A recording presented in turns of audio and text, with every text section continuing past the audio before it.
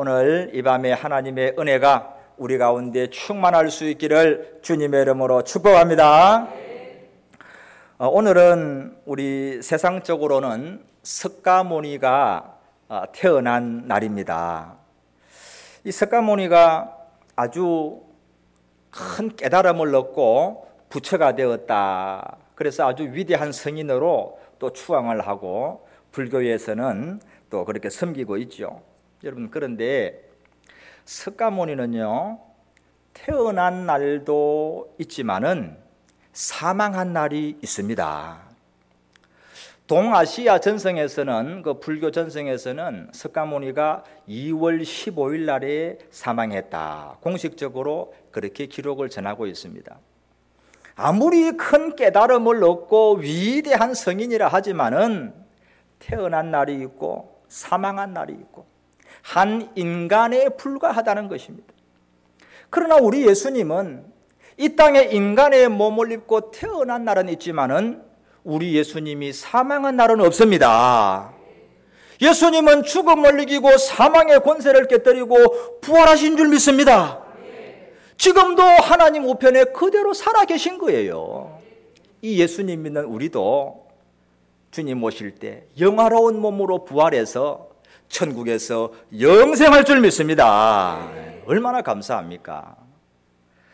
이스라엘 백성이 홍해를 건너서 수르 광야에 들어가게 되었습니다. 그 광야에 들어가서 사흘 길을 걸어갔는데 사흘 동안 가는데 물을 얻지 못한 겁니다. 이 3일 동안 광야에서 행군을 하는데 물이 없으니까 얼마나 힘이 들겠습니까?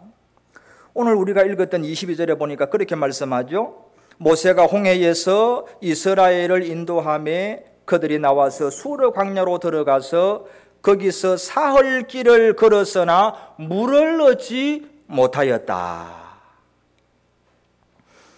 여러분, 광야에서 3일이나 물을 얻지 못한다는 것은 이거는 상상을 초월하는 고통입니다. 지금도 우리가 텔레비전에 보면은 국제구호단체 NGO들이 캠페인 공익 광고하는 걸 볼 수가 있죠. 아프리카의 아이들이 물을 얻으려고 양동이를 들고 수 킬로미터를 몇 시간에 걸쳐서 걸어갑니다. 거기에 도착해서 떠오는 물이 어떤 물입니까? 옹달샘이 아니에요. 진흙탕물.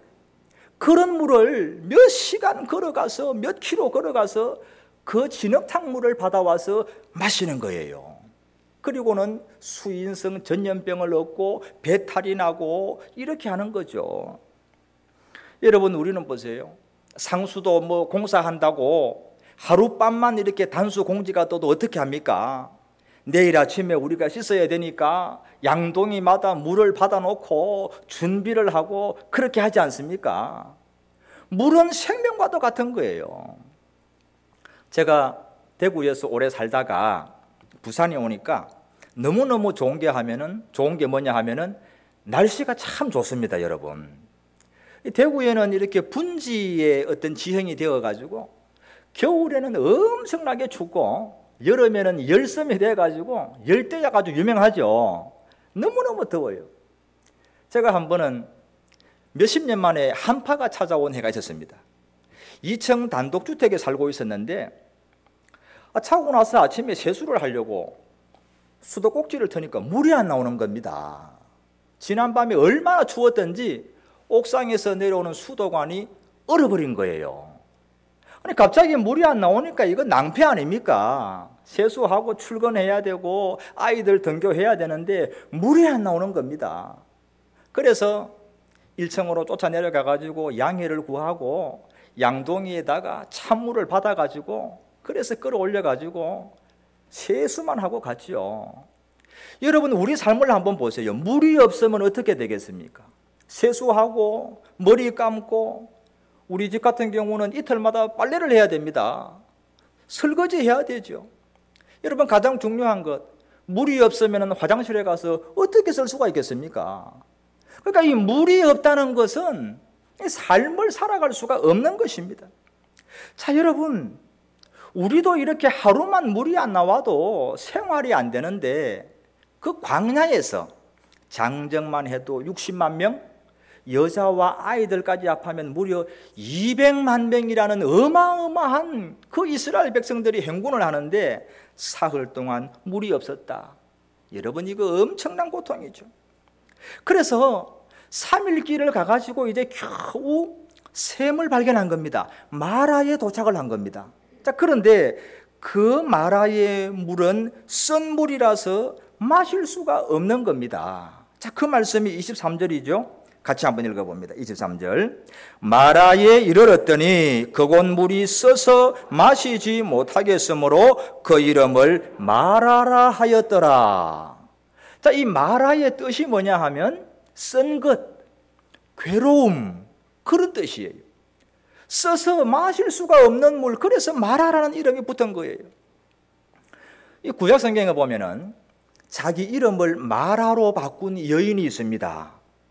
룻기서에 나오는 룻의 시어머니 나오미가 그렇게 했어요. 이 나오미가 베들레헴에 살았는데 너무너무 이 극심한 흉년이 들다 보니까 남편과 두 아들을 데리고 이방 땅 모압으로 이민을 갔지 않습니까? 거기서 10년을 살면서 남편 엘리멜렉도 죽어버리고 떡두꺼비 같은 두 아들 말론과 기론도 죽어버리고 쫄딱 망해버렸어요. 그리고는 자기 고향 베들레헴에 하나님이 양식을 주셨다는 소식을 듣고 그 이방에서 얻은 모압 여인 며느리 룻을 데리고 고향으로 돌아가는 겁니다. 여러분, 우리가 양식 따라서 다니는 그런 사람 되지 말고 어떠한 순간에도 하나님을 따르고 하나님 곁에 머물러 있기를 축복합니다. 그래서 이 룻과 함께 이 나오미가 고향으로 돌아오니까 베들레헴 사람들이 나오미를 보고 그렇게 말하는 겁니다. 야, 10년 전에 모압으로 이민 갔던 나오미가 왔다. 전 나오미 아니냐? 그렇게 말을 하니까 나오미가 이렇게 유명한 말을 하지요. 자, 여러분, 룻기 1장 20절 말씀을 같이 한번 읽어볼까요? 자, 나오미 대답입니다. 시작. 나오미가 그들에게 이르되 나를 나오미라 부르지 말고 나를 마라라 부르라. 이는 전능자가 나를 심히 괴롭게 하였음이니라.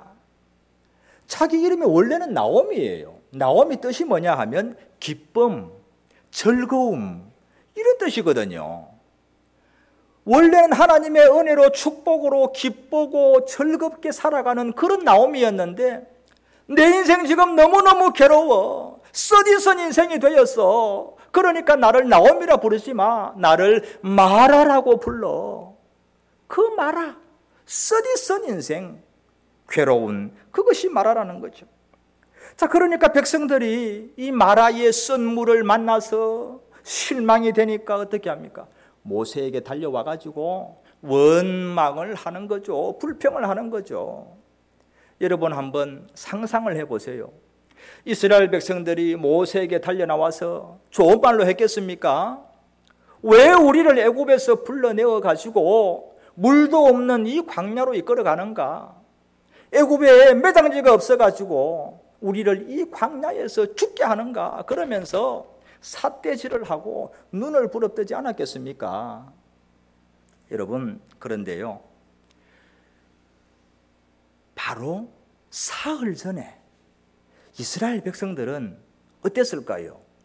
바로 사흘 전에, 여러분, 우리가 성경을 볼 때는요, 전후 맥락을 잘 연결해가지고 우리가 이해를 해야 됩니다.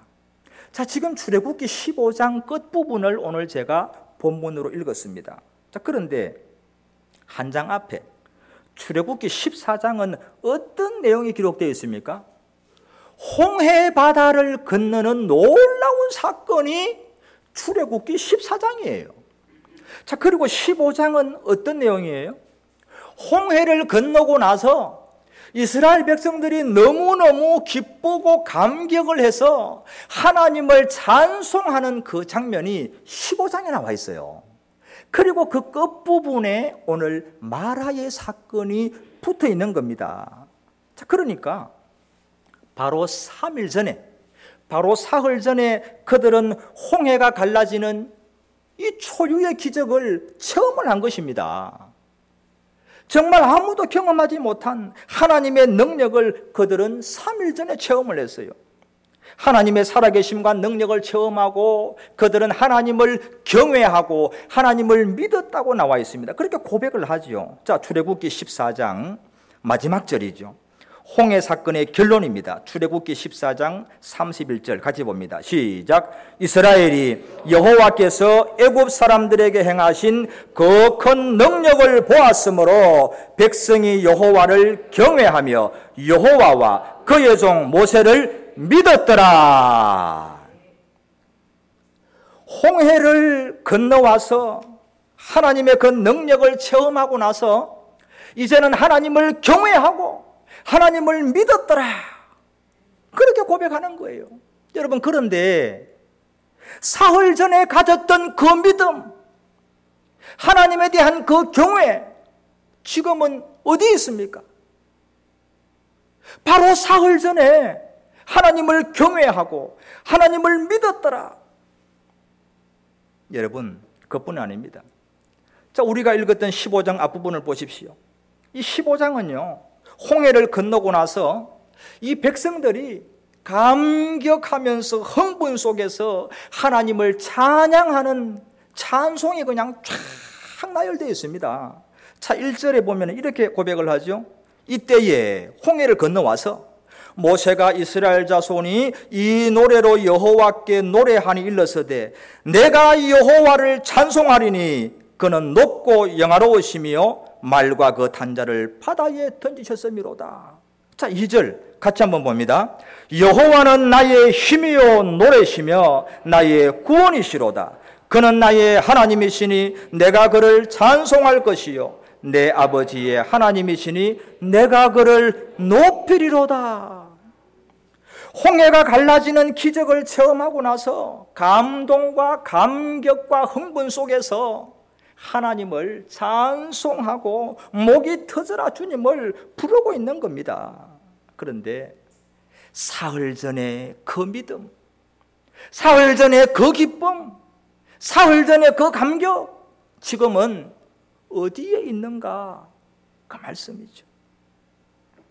여러분, 이스라엘 백성들만 그렇겠습니까? 이스라엘 백성들만 뭐 특유의 원망과 불평의 DNA가 그 속에 심겨져 있겠습니까? 아니에요. 우리도 마찬가지예요. 우리도 하나님의 은혜를 감사하지만 우리 인생의 마라의 선물을 만날 때, 우리가 괴로운 일을 당할 때에 감사는 온데간데 없고 원망하고 불평하고 불신의 모습으로 바뀌는 것이 인간의 연약함이라고 하는 것이죠. 여러분, 많은 사람들이 체험을 원합니다. 저는 성도님들에게 그런 얘기를 많이 듣습니다. 하나님의 살아계심을 한번 체험해 봤으면 좋겠다. 아니, 하나님이 음성을 들려주시든지 환상을 통해서 한번 만나주시든지 아니면 나에게 한번 기적 같은 일을 일으켜 주시면 내가 흔들리지 않고 반석 같은 믿음으로 살아갈 텐데 체험 한번 했으면 좋겠다. 그렇게 많이 소원을 합니다. 여러분, 과연 그럴까요? 그렇지 않습니다. 홍해가 갈라지는 이런 기적을 체험하고 나서도 사흘 만에 하나님을 원망하고 불평하고 그 믿음과 기쁨과 감격을 잃어버리는 것이 바로 인간의 연약함이라는 것입니다. 여러분, 우리가 기적을 의지하지 말고 체험을 의지하지 말고 하나님의 말씀 위에 굳게 서서 어떤 순간에도 기쁨과 은혜와 그 감격을 잃지 않는 성도가 될 수 있기를 축복합니다. 백성들이 마음이 막 흉흉하고 아주 사납습니다. 그때에 모세가 어떻게 합니까? 모세는 하나님께 나가서 기도했다 그러죠. 25절에 보면은 이렇게 시작을 합니다. 모세가 여호와께 부르짖었더니, 여러분, 우리도 위급한 일을 당하고 사방이 가로막히는 어려운 일을 당할 때 하나님께 기도할 수 있기를 소망합니다. 사흘 전을 한번 생각해 보십시오. 이스라엘 백성들이 사흘 전에 홍해에 가로막혀 있을 때 기도할 때 하나님이 홍해를 갈라줬지 않습니까? 기도할 때 길을 열어주셨거든요. 오늘 우리도 마라이의 쓴물 같은 인생의 한복판에서 우리도 메마른 갈증을 느끼고 있지 않습니까? 마음 편하게 마실 수 있는 평안의 샘물이 우리에게 없습니다. 그러나 중요한 것은 우리가 이 순간에 하나님의 은혜와 그 능력을 사모하면서 우리가 기도하고 있는가? 이것이 중요한 거예요.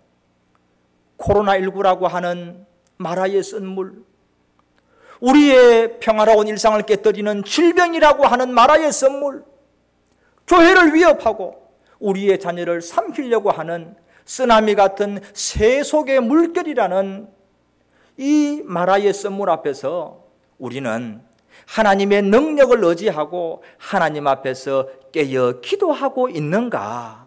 이것이 중요하다는 것이죠. 모세가 하나님께 기도하니까 하나님께서 그에게 응답을 하시는데 아주 특별한 응답을 하십니다. 자, 25절 말씀을 우리 같이 한번 읽어봅니다. 25절, 모세가 여호와께 부르짖었더니 여호와께서 그에게 한 나무를 가리키시니 그가 물에 던지니 물이 달게 되었더라. 아멘. 자, 하나님께서 그냥 그 물을 바로 단물로 바꿔주시는 게 아니고 한 나무를 지시를 한 거예요. 여러분, 이 나무가 무엇을 의미하겠습니까? 하나님이 지시하신 한 나무를 물에 던졌더니 마라의 쓴물이 단물이 된 것처럼 마라같이 쓰디쓴 우리의 광야 인생에 예수님이 달리신 그 나무, 십자가를 세울 때에 마라 같은 우리의 인생, 구원의 단물의 인생으로 변화될 줄을 믿습니다. 여러분, 우리 인생 가운데 예수님의 십자가를 세울 수 있기를 소망합니다. 찬송가 151장에 보면은 우리가 너무나도 자주 부르는 가사가 나오죠. 십자가 십자가 내가 처음 볼 때에 나의 마음에 큰 고통 사라져 오늘 믿고서 내 눈 밝았네 참 내 기쁨 영원하도다. 아멘.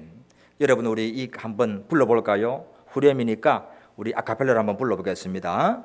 십자가 십자가 내가 처음 볼 때에 나의 마음에 큰 고통 사라져 오늘 믿고서 내 눈 밝았네 참 내 기쁨 영원하. 한 번 더. 십자가 십자가 십자가 내가 처음 볼 때에 나의 마음에 큰 고통 사라져 오늘 믿고서 내 눈 밝았네 참 내 기쁨 영원하도다. 아멘. 여러분, 우리 인생 가운데 예수님이 달리신 그 십자가를 세울 수 있기를 소망합니다. 여러분, 하나님은 우리를 치료하시는 하나님이십니다. 아멘. 하나님은 우리를 치료하시는 분이에요. 26절에 그렇게 말씀을 하죠. 너희 하나님 나 여호와의 말을 들어 순종하고 내 모든 규례를 지키면 내가 애굽에게 내린 모든 질병 중 하나도 너희에게 내리지 아니하리니. 같이 봅니다. 나는 너희를 치료하는 여호와임이라. 할렐루야. 여호와 라파, 여기서 나온 말이에요.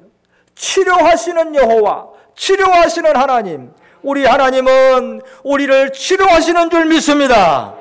오늘 밤에 하나님이 우리들을 치료해 주시기를 소망합니다. 육신의 질병도 치료받기를 원합니다. 우리의 마음의 질병, 마음의 상처, 영혼의 무기력함도 이날 밤에 하나님의 능력으로 치유되기를 소망합니다. 이사야 53장 5절에 보면 예수님이 십자가 달리는 이유를 분명하게 말씀을 하고 있죠. 그가 찔림은 우리의 허물 때문이요 그가 상함은 우리의 죄악 때문이라. 그런데 여기서 멈추면 안 됩니다, 여러분.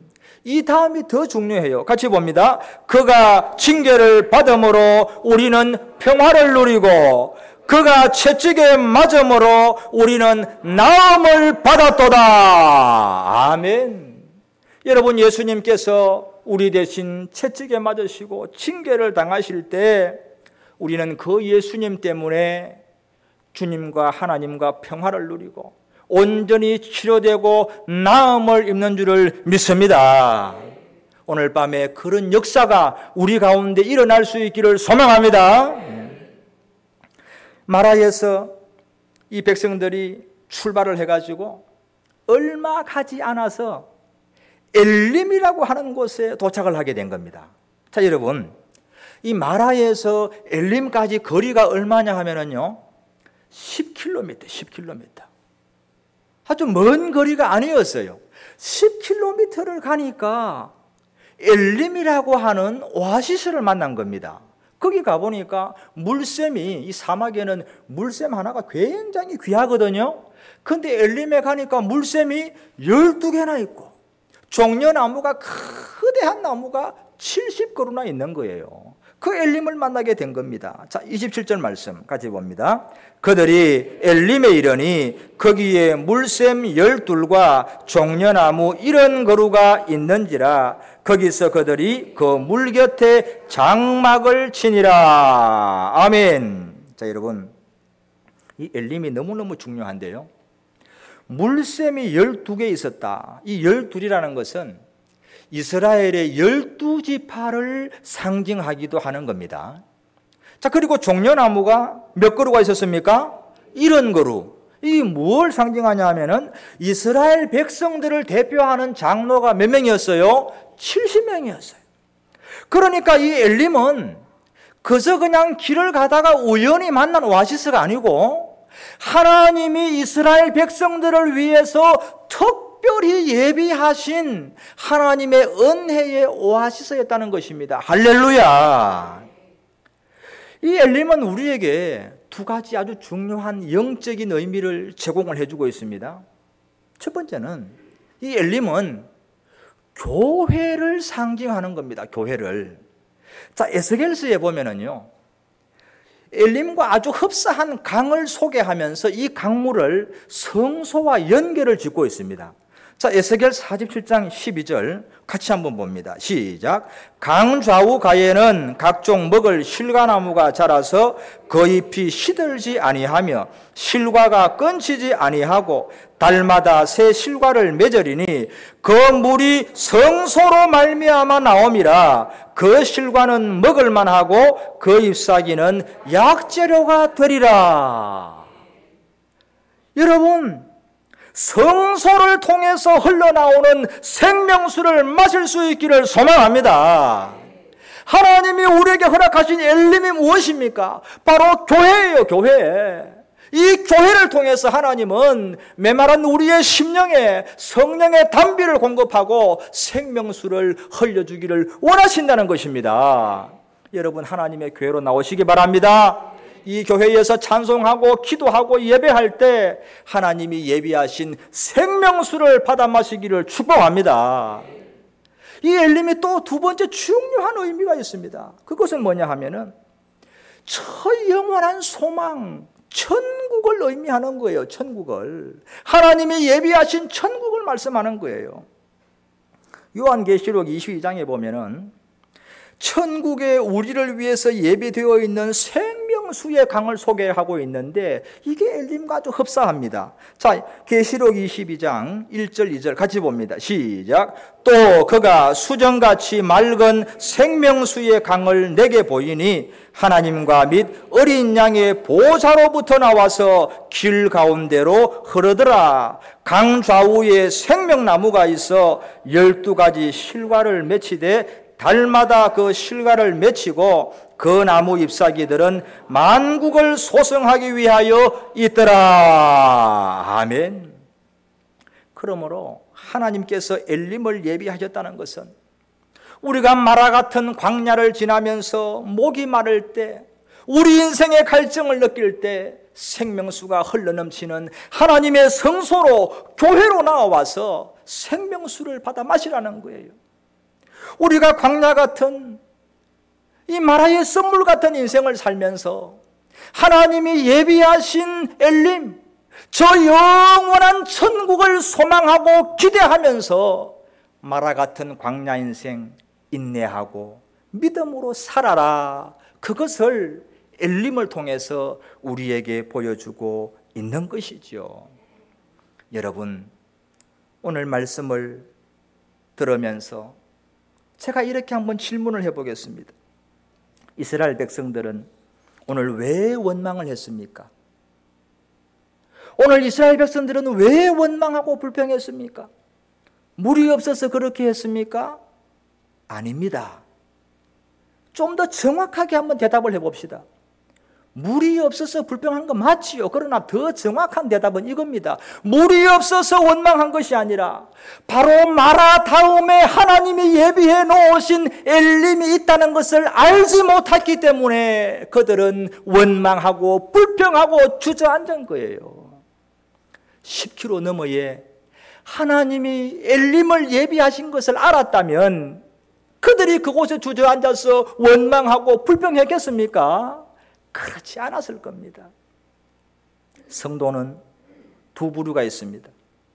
한 부류는 오늘 이스라엘 백성들처럼 불과 사흘 전에 있었던 그 믿음, 그 기쁨, 그 감격을 잃어버리고 마라의 썬물 앞에 주저앉아서 원망하고 불평하고 불신앙의 모습으로 살아가는 그런 사람이 있고, 또 한 부류는 마라의 썬물 앞에서도 사흘 전에 하나님의 그 역사를 기억하고 그 믿음, 그 기쁨, 그 감격을 잃지 않고 하나님이 예비하실 엘림을 기대하고 소망하면서 오늘을 이겨내는 그런 성도가 있다라고 하는 것이죠.